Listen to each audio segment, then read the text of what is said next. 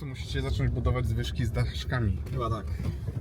Żeby uniknąć później takich problemów ludzi pierwszego świata, że brakuje ci daszku na zwyżce przy polowaniu i problem będzie rozwiązany. A jeszcze podgrzewane siedzenie. O, a propos. Do widzenia. Uruchamiam podgrzewanie foteli.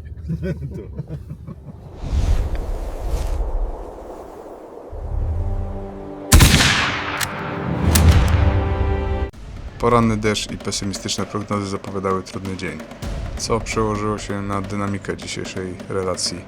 Mimo to udało się zarejestrować kilka interesujących ujęć. Choć zwierzyna nie była obecna w każdym miocie, ostateczny wynik na pokocie przewyższył poprzednie polowanie. Ważnym punktem dnia było sprawne dojście postrzałka.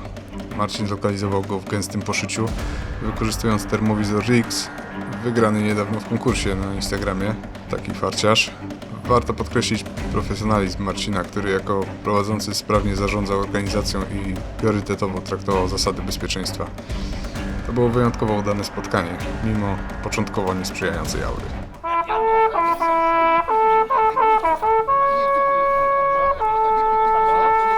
Ono dotyczy bezpieczeństwa na polowaniu i indywidualnym, i zbiorowym, więc jakby ominiemy sobie teraz indywidualne polowania i w ramach przypomnienia tylko kilka wybranych aspektów, więc przypominamy tutaj, że strzał po linii to taki, gdzie wiązka śródlin bądź kula pada bliżej niż 10 metrów od myśliwego, więc ogromna prośba o zwracanie na to uwagi. Zaczynamy polowaniem strzeleckim. Będą miejsca, gdzie będziecie się widzieć, więc prośba, żeby próbować ten kontakt wzrokowy nawiązać. Bierzemy głównie trzcinowiska, jakieś lasy mieszane, gdzie nie powinno być grzyba, więc mamy nadzieję, że nie spotkamy innych użytkowników lasu, natomiast na to też musicie zwracać uwagę. Druga część będzie polowanie metodą pędzoną. Wybraliśmy tak mioty, że linie nie będą załamywane, natomiast jakby na narożnikach, na flankach wiemy, że te załamania są, dlatego proszę pamiętać o tym, że celując do zwierzyny, w przypadku jeżeli znajdujemy się na tym stanowisku, nie ciągniemy linii broni poprzez przeciwległą linię, na której stoją myśliwi. Broń rozładowujemy po zejściu ze stanowiska, ładujemy, kiedy już stanowisko zostanie przez nas zajęte. W przypadku polowania pędzonego możemy przesunąć się o 3 metry w prawo bądź w lewo. Jeżeli schodzimy, mamy przerwę, broń powinna być w całości rozładowana, czyli nie ani w komorze, ani w magazynku, chyba że jest on dopinany i znajduje się w naszej kieszeni. Tyle tytułem wstępu i o bezpieczeństwie. Staram się nie być cicho, tak żeby móc spokojnie to O, właśnie mamy, zaraz patrzcie, może coś uda się złapać. O, jest stado jeleni. No, jest stado, przepraszam, chmara. Jest tam jakiś byk, widzę jednego. Właśnie pobiegł na wprost. No ja je widzę, wy ich pewnie nie widzicie, ale około 15 sztuk. Łanie. I tutaj po lewej stronie, tutaj jest taka linia, drzew się kończy i tam dalej w tamtym kierunku jest pole. I plan jest taki, żeby je wypchnąć właśnie na tamto pole. One pewnie zwieją albo w kierunku kolejnego młodnika, takiego lasu olchowego, z którego ja je będę starał się dalej jeszcze przepędzić, albo w prawo będą się przeprawiały przez taką rzekę, która tutaj płynie. Się nazywa Czarna Woda i linia myśliwych już jest ustawiona tam, znaczy linia, oni są rozstawieni na ambonach po drugiej stronie tej rzeki. Zobaczymy, może jakieś pierwsze strzały niedługo padną. Niestety, jak widać na załączonym obrazku, ta lupa, która jest umieszczona w prawym górnym narożniku, jest tylko po to, żeby móc zobaczyć ewentualnie ruch tych jeleni, ponieważ do końca dnia miałem włączoną kamerę, ale niestety nie w jakości 4K. I dlatego powiększenie jest takie, jak widać. Po lewej stronie mają szosę i tam jest dosyć duży hałas, a z drugiej strony mnie widzą z tej odległości. No i tak za bardzo nie wiedzą, gdzie mają teraz sobie pobiec. Ale ja je tam będę ścigał. Wszedłem w nagance, tak jak wam wcześniej pokazywałem, i stanąłem właśnie w tych olchach, jak wyryty, dosłownie 8 metrów przed łanią, która siedziała na ziemi, i w pewnym momencie sobie tak stoimy. Znaczy ja stałem, ona siedziała i tak się patrzymy na siebie. I ona się podniosła i zaczęła odbiegać powoli ode mnie i zobaczyłem, że jest ranna. Lewą tylną nogę, gdzieś na wysokości uda, ale nie byłem w stanie ocenić, czy to jest dostała strzał na miękkie, czy dostała na nogę. No i teraz właśnie ją dochodzimy, żeby ukrócić jej męki. Po drugiej stronie tego lasu jest jeszcze Adam i Bartek. I Bartek to jest ten, który do niej akurat wtedy strzelał. Najprawdopodobniej. Zobaczymy, mam termowizję, więc Marcin wypatrzył, że gdzieś sygnatura cieplna jakaś jest. Więc dlatego staramy się ją dojść. Zobaczymy, co dalej.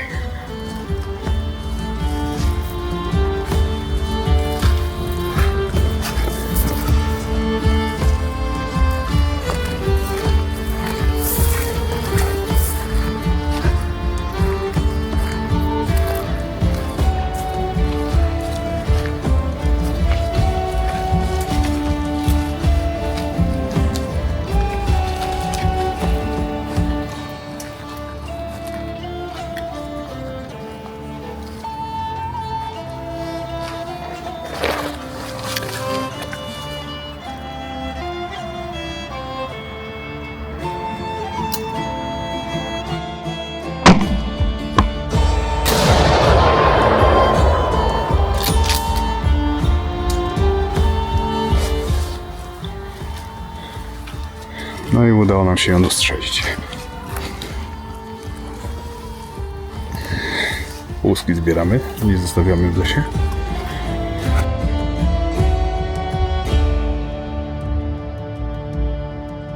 Jesteśmy po pierwszym pędzeniu i pierwszej części polowania metodą szwedzką. Na ten moment jest zdecydowanie lepiej, jeżeli chodzi o zwierzynę. No powiedz, ile strzeliśmy. Ile strzeliśmy? Łącznie na pewno 2 cielaki, a reszta to były łanie, nie wiem, 6 czy 5. Łącznie Nie jestem pewien. sumaricznie mamy 5. Mamy 2 cielaki, 3 łanie, jeżeli dobrze pamiętam, i 1 dzika. Tak. Oddanych zostało około 35 strzałów. Musieliśmy 1 łanię dochodzić. Tak, więc teraz jedziemy już na kolejne miejsce, gdzie będą już Tak, metodą wchodzimy w tradycyjną. metodę pędzoną. Szymon teraz już będzie ze mną. Rozpoczynamy rozprowadzanie linii. Mamy za sobą konwój kilkunastu samochodów i za chwilę rozpoczniemy ustawianie myśliwych. Myśliwi wylosowali kartki z numerami od 1 do 10. Każda grupa jest podzielona. Mamy 2 grupy, każda z nich jest podzielona na 10 myśliwych. I zobaczymy. I nie było jeszcze wskazówki bezpieczeństwa. Nie wolno strzelać wzdłuż linii myśliwych, a za strzał wzdłuż linii myśliwych uważa się strzał, kiedy śruciny skrajne bądź kula przelatuje w odległości mniejszej niż 10 metrów od sąsiada, który stoi obok nas, po prawej albo po lewej stronie. Rozpoczęliśmy pierwsze polowanie pędzone dzisiaj. Tak jak już Wam wcześniej w materiale wspominaliśmy, to polowanie charakteryzuje się trochę inną dynamiką. Tutaj w jednej chwili po prostu zwierzyna pędzona i płoszona może na nas wylecieć. I trzeba być na to przygotowanym. Miejsce, w którym się znajdujemy, jest tak zwaną flanką, czyli jesteśmy na narożniku. Mamy myśliwego po prawej i na górce za amboną jest kolejny. Także nasze strzały mogą być oddawane tylko 10 metrów w tą stronę i 10 metrów w prawo od myśliwego, który zajął stanowisko. Jak zaczynałem polowania, chcąc mieć pewność, że robię to w sposób bezpieczny, ja sobie ustawiłem kąt 45 stopni jako kąt taki bezpieczny na polowanie. A co to znaczy? Ustawiłem. W sensie co robiłeś? To znaczy brałem sobie nogi, ustawiałem sobie 90 stopni, Nogi. dzieliłem sobie kotoła na pół, stawałem w ten sposób i rysowałem sobie linię. Aha. I to był kąt do 40 metrów w miot, w który mogłem strzelać. I ten sam kąt mamy w tą stronę, natomiast poza miot możemy strzelać do 80 metrów. Jakby dla mnie dużym ułatwieniem jest to, że nie jestem w stanie wam powiedzieć, od kiedy chodzę na polowanie zbiorowe, bo nie pamiętam. Wydaje mi się, że chodziłem od zawsze, chociaż tak nie było. Wyszedłem ze szpitala i poszedłem na zbiorówkę. Nie, ale wyszedłem ze szpitala i w chyba 10 albo w 3 tygodniu życia widziałem swojego pierwszego dzika już. Więc bardzo szybko. Leżał w kołysce obok. Nie, akurat tata wziął mnie na ręce, poszedł zobaczyć jakieś pole i akurat wyskoczył, więc w 3 tygodniu życia już dzika miałem zaliczonego. Natomiast jakby wracając do polowania, owszem, chodziło się w nagonce, jak byłem takim szczawikiem jeszcze i tam bardziej widziałeś, można było zobaczyć tą dynamikę polowania poprzez to, że ta zwierzyna uchodziła, kiedy się przemieszczaliśmy i to możecie świetnie zaobserwować na materiale, który nakręcił Szymon, kiedy ostatnio miał tą okazję chodzić w polowaniu, w nagance. No, tam było dużo chodzenia, było mało zwierzyny, dlatego wszystko było na... Ale tą dynamikę widać, nawet przy tej sarni, która wyskakuje tobie, No tak. widać na czym to polega i widać czym to się je. Natomiast potem stając już na linii z moim tatą, uczyłem się czegoś, czego nie nauczy się stażysta w rok, czyli uczyłem się zarządzać swoimi emocjami. Do tego, że kiedy ta zwierzyna wybiegała na linię i strzelał mój tata, czy strzelali jego koledzy i też koleżanki, no to jakby obserwując to wszystko, przeżywałem to razem z nimi, nie mając broni, więc kiedy ja tą broń dostałem do ręki, mając te 19 lat,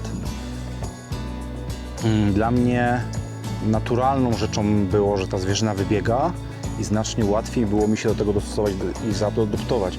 I jak rozmawiam z myśliwymi, którzy zaczynają polowania, którzy nie mieli wcześniej styczności z myślistwem, to dla nich polowania właśnie zbiorowe są ogromnym wyzwaniem. Właśnie tym takim zarządzania emocjami, no bo trzeba je umieć poskromić i trzeba wiedzieć, w którym momencie ten strzał można oddać, a kiedy ten strzał jest niebezpieczny. No teraz wszyscy są poubierani na pomarańczowo, na żółto, raczej pomarańczowy dominuje. To nie ma znaczenia. Chodzi bardziej Ale o to, widać że... ich, w sensie... Chodzi o to, że jak zaczynają działać emocje, to masz sytuację, kiedy skupiasz się na zwierzynie i jesteś tak skupiony, że jeżeli nie potrafisz nimi dobrze operować, to mimo to, że tam jest ktoś pomarańczowo ubrany, możesz go nie zauważyć. Więc jednym z rzeczą jest zarządzanie emocjami, z drugiej jest właśnie wyznaczenie sobie pewnych granic, które są nieprzekraczalne, po to, żeby zachować bezpieczeństwo. Ale dla Bartka całkiem udane polowanie. Tak, to się tak nazywa nawet, nie? Szczęście początkującego. Ja też pamiętam, że na pierwszym polowaniu zbiorowym, chyba w pierwszym miocie strzeliłem swojego pierwszego dzika, więc... Szczęście to on miał, że ja akurat przechodziłem przez ten miot i że ja wpadłem na tą łanię i zobaczyłem, że ona tam jest. Szczęście to, że ci Bo tak tak to- prowadzący wysłał. No, prowadzący mnie tam wysłał, tak, więc to umówmy się, opatrzność. Opatrzność, to była 100%. To była opatrzność. To był fuks. Stój tak, żeby mieć mnie za plecami. No, jestem za Żeby tobą. nie było, wiesz, w linii. Czyli co, tak zupełnie za plecami? Nie, chodzi o to, żeby nie było tak, że za chwilę mi staniesz tu, nie?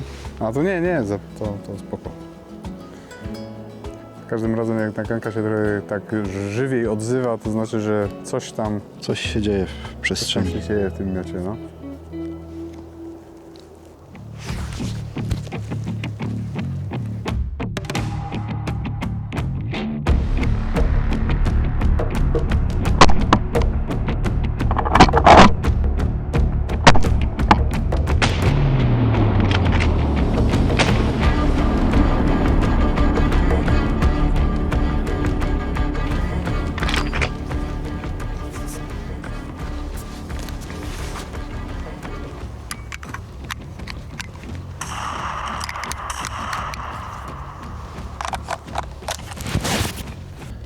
chwilą myślałem, że to pies.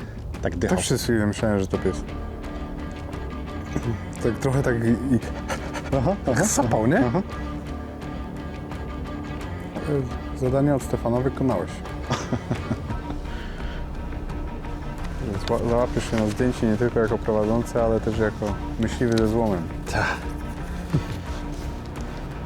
No i dlatego kocham dwutakty. To jest jednak szybkie przeładowanie. Dwutakty w sensie? No, widzisz, jak szybko, kula za kulą, nie? No, Bez odrywania. może. Może. Zobaczymy. Może się też skusisz kiedyś. Za mało jeszcze tej broni macałem, żeby mieć wyrobione zdanie, które jest. A wiesz co, to pierwszą się kupuje, a potem się myśli. I druga jest takim wyborem już przemyślanym. Pierwsza to jest z bronią jak trochę z kobietą, wiesz? Trzeba się dotrzeć.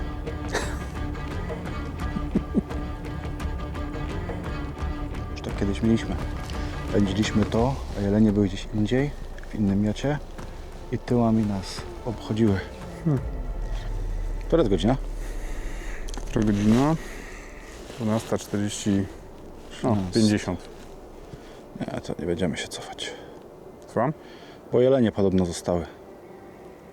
Natomiast ten miod jest długi i boję się, że jak cofniemy, wcale nie muszą ich wypłoszyć, a stracimy okazję spojrzeć jeszcze na inne miejsce. Tego miejsca nie znam.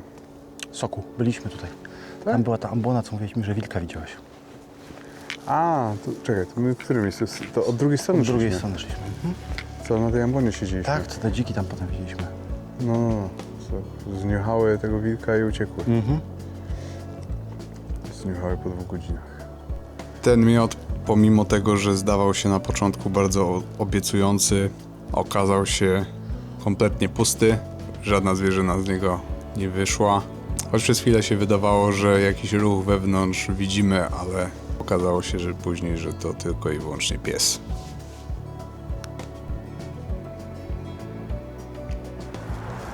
To idą stąd w kierunku tej żwirowni, czy jak to? Idą na tą żwirownię, No. wychodzą na tamtym wysokim lesie, co tam No. widzisz na wprost, No.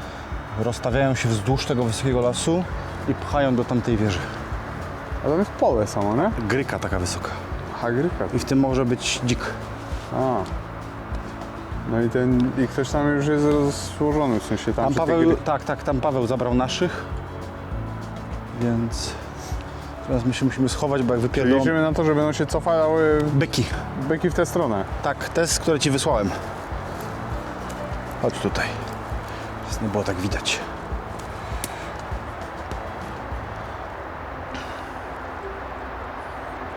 Te, które wysłałeś w sensie... Te ze żwirowni, to ci wysłałem ten film.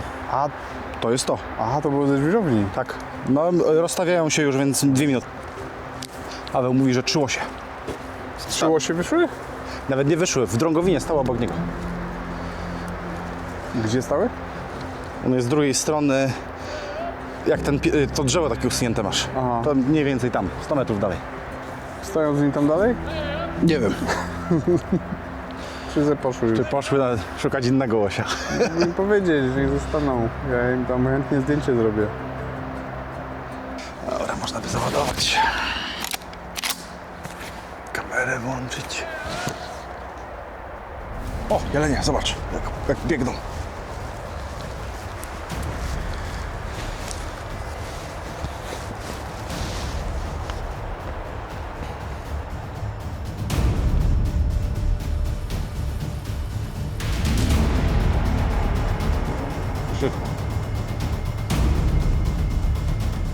Za krzyżem przebiegły. A nie może jeszcze szlać, muszą go minąć. Czyli jeden byk, 2 byki były, no. Stoją. Kto stoi? Jelenie. Gdzie? Tam. Idą tym. Widzisz? Aha, faktycznie. No i kurde już się złapią. Biegną sobie po prostu po tym polu. Nie mogą się zdecydować, czy uciekać z zamiotu. Czyli stojąc w tym miejscu, gdzie teraz stoimy, ty nie możesz strzelać do nich w tym kierunku, możesz je strzelać dopiero w momencie, jak Za plecami. za plecami nie masz, albo tu. Nie, no tam nie może, bo tam jest autostrada. Tak. Tylko za plecami. Więc tylko jak ci uciekną za plec. No dobra. No ale król jak ma... Król też musiałby go minąć. Muszą go minąć. Czyli zasada, po prostu muszą cię minąć i Tak. zawsze. Chciałabym zobaczyć, czy będzie jadła coś innego. Mam teorię, że tęsknię za tobą. Na pewno. jak Pancio... Za tobą, żeby nie jadła, bo dzisiaj jest, więc to jest i tak dobra informacja. Ładna puszka. Jak Pancio nie da jedzenia, to chłodnieje.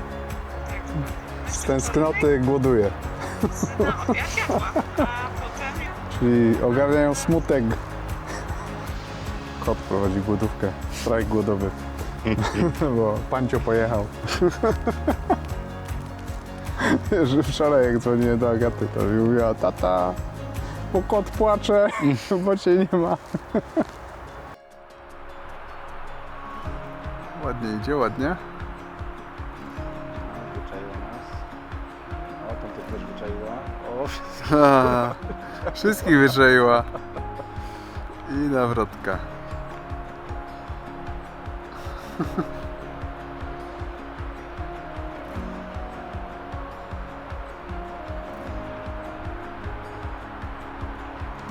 Pobiegła tam, na Stacha leci.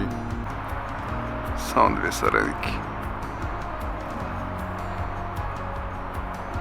A, i stanęła.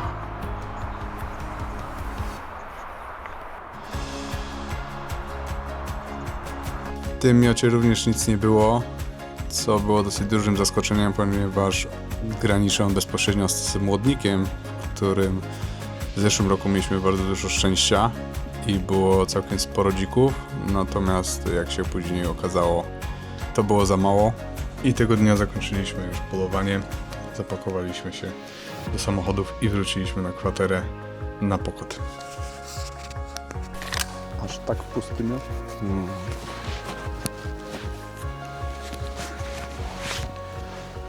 koniec. Koledzy, mimo początkowo złej aury, myślę, że pogoda nam dzisiaj dopisała. Ogromne podziękowanie dla Pawła jako współprowadzącego. Brawo. Dziękuję też wszystkim kolegom za bezpieczne polowanie. Dziękuję podkładaczom, nagance, psom. Było ciężko, było dużo, było intensywnie, ale jesteśmy już po. Hubert darzył zwierzem, celnością mniej. Natomiast tak jak widzimy, mamy na pokocie 3 łanie, 2 cielaki i mamy również 3 dziki strzelone.